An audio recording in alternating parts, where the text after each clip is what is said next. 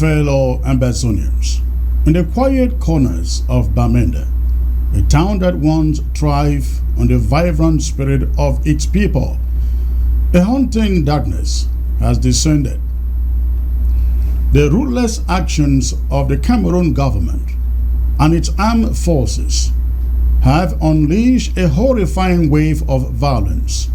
15 killed within 12 hours, leaving the lives of innocent civilians shattered. These relentless summary killings that have become the order of the day demand our attention and demand justice too.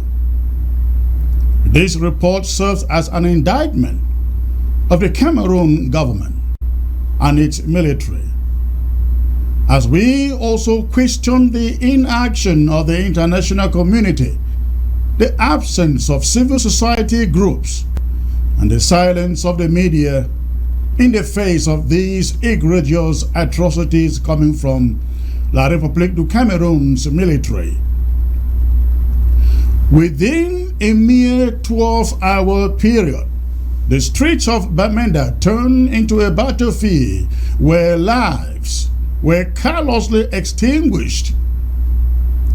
The first night, cloaked in darkness, witnessed the arrival of the Cameroon army at approximately 3 a.m. on Saturday in the vicinity of Abango, less than a kilometer from where Sunday's killings will take place.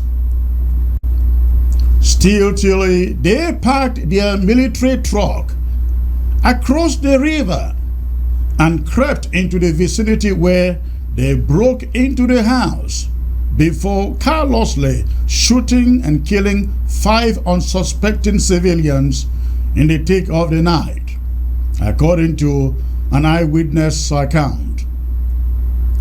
The magnitude of this senseless act sent shockwaves through the city of Bamenda, leaving families shattered and a sense of fear gripping just everyone. But it wasn't over yet. Barely 12 hours later, as the city struggled to come to terms with the tragedy, the Cameroon army returned with even more vengeance. Emerging from a wide hillock struck at Natural College Junction, they brazenly began dumping the corpses of some of their victims, flaunting the brutality they had inflicted upon the innocent. With impunity, they fired shots into the air, terrorizing the community, before mercilessly taking the lives of 6 more people who attempted to run for their dear lives. As the Cameroon army finished the assignment and made their escape, another military truck acted as their accomplice, shielding them as they drove off, epitomizing a system that is rotten to its core. In the face of such increasingly grave violations of human rights, which we have witnessed lately in Big Babanki, in Boyo, Ekona, and now in Bamenda, we are left to ponder the perplexing silence of the international community. Where is the African Union in particular? How can the world stand idly by as innocent civilians are butchered within their own communities? How is that even possible today? The international community, ladies and gentlemen, must bear the burden of responsibility for failing to intervene and to halt these heinous acts. The 15 lives lost in Bamenda in less than 12 hours should serve as a resounding call to action demanding that nations rise against such atrocities and hold the perpetrators to account. The international community, if it really exists, must comprehend that silence in the face of such atrocities only serves to strengthen the collective rage and determination of Ambazonian people. Every innocent life taken in Ambazonia only becomes a rallying cry for justice, resounding within the hearts of those who refuse to be silenced. The world must understand also that these acts of violence sow the seeds of a resistance that will continue to grow until justice is served. The people of Ambazonia demand accountability for the crimes committed against them by the Cameroon military, and their defiance will not waver until their pleas are heard. The silence of the international community in the midst of these genocidal crimes cannot be the answer. The world must recognize that it holds a moral responsibility to stand against these heinous acts, to demand an end to the killings and human rights abuses in Ambazonia. The time for empty rhetoric and diplomatic niceties should be over. Action is needed to halt the bloodshed, to bring the perpetrators to justice, and to support the aspirations of the Ambazonian people for a future free from violence and oppression. In the face of a deafening silence, the people of Ambazonia stand strong. They stand resolute and defiant. The international community must realize that their silence only strengthens the resolve of Ambazonians to fight for their rights, for justice, and for the preservation of their identity. These summary killings will not extinguish the flame of resistance. They only fuel it. The world must heed this message and join the call for justice and accountability. Ambazonians will not be silenced, and their struggle for freedom will endure until their aspirations are realized. Ladies and gentlemen, another question that we're asking is, or that is very troubling, is the conspicuous absence of civil society groups and media attention surrounding these horrific events. Where are the voices of the chiefs and the funds? Where are the voices of the so-called regional assemblies? Where are the voices of advocacy and human rights defenders? Where are they? Why has the media turned a blind eye to the systematic killing of innocent civilians in our territory? The void left by their absence is a grave injustice in itself, as the victims are denied the platform to voice their pain and suffering, and the world is deprived of the truth that must be exposed. And now to you, my fellow Ambazonians. In this trying time, as the Cameroon government's military continues its relentless killings and oppression, I implore you to reflect deeply on the state of our campaign for independence. Some among us have grown discouraged, withdrawing both financial and moral support from the struggle. But I ask you to open your eyes and please witnessed the atrocities being committed against our people. Can you bear witness to the way Cameroon treats our people? If they do this today, now, can you even imagine what they will do if they run away with this war, if they win this war? We must not lose sight of the fact that the victims of these heinous acts are not just other families. They are our brothers. They are our sisters, our parents and children too. The bullet that claims a life today could be the same bullet that tomorrow takes the life of your own family member.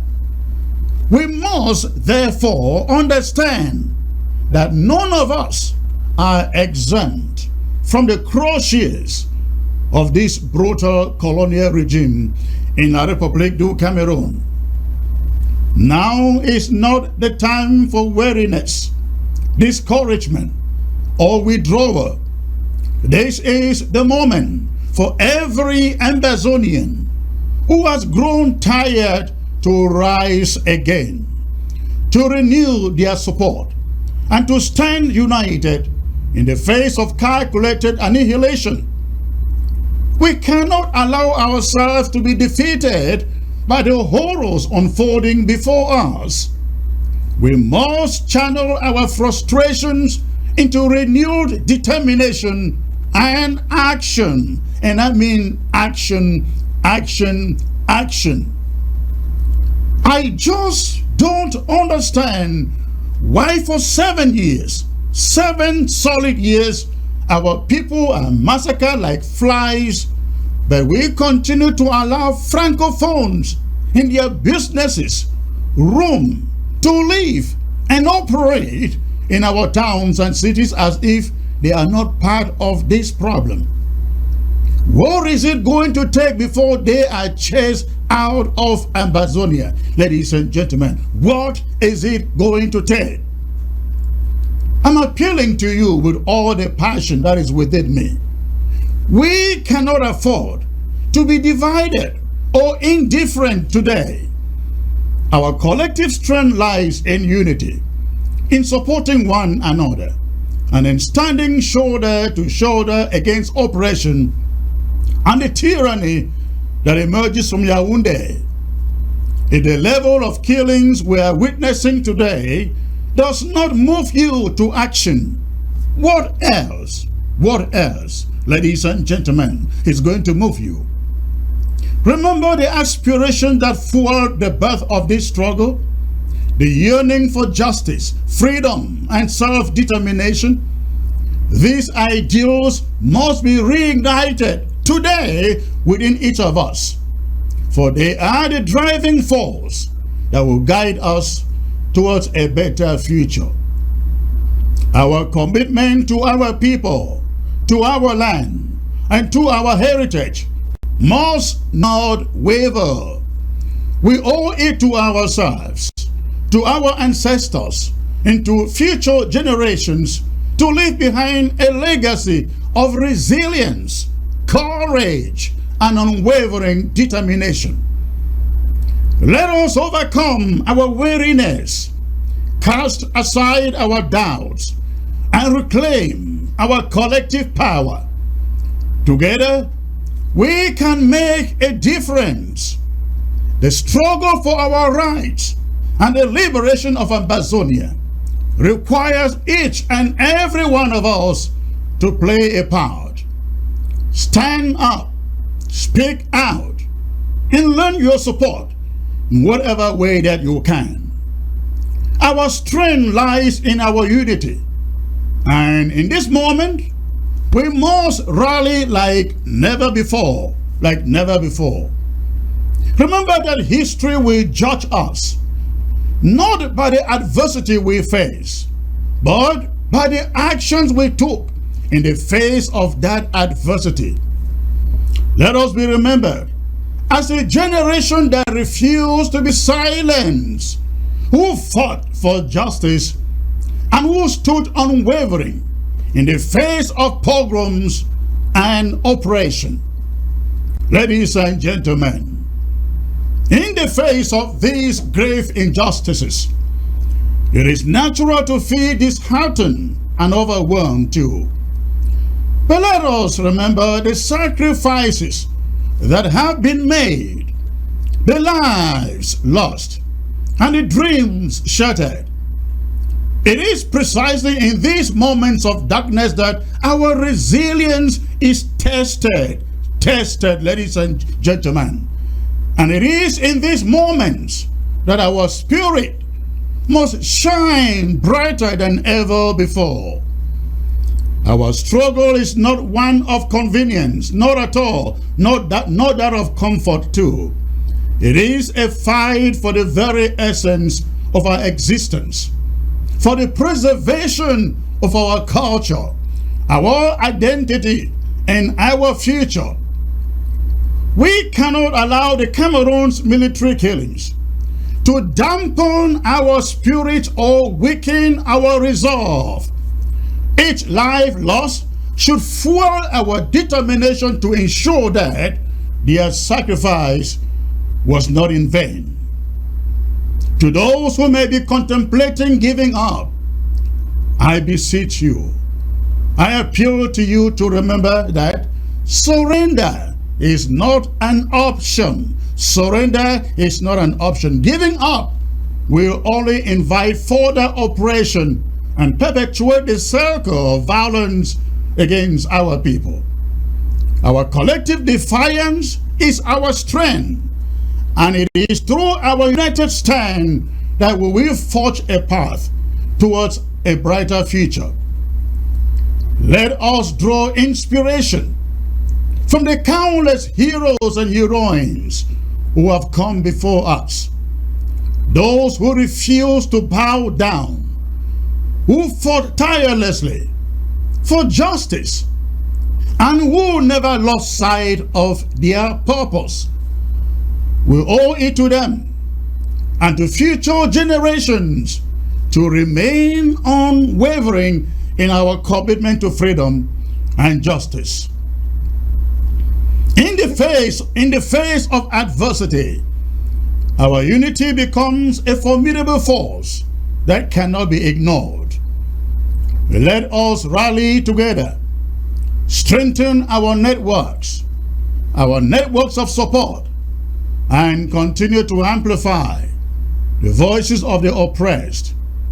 We must seize every opportunity to shed light on the plight of our people and to demand accountability from those responsible for the atrocities committed.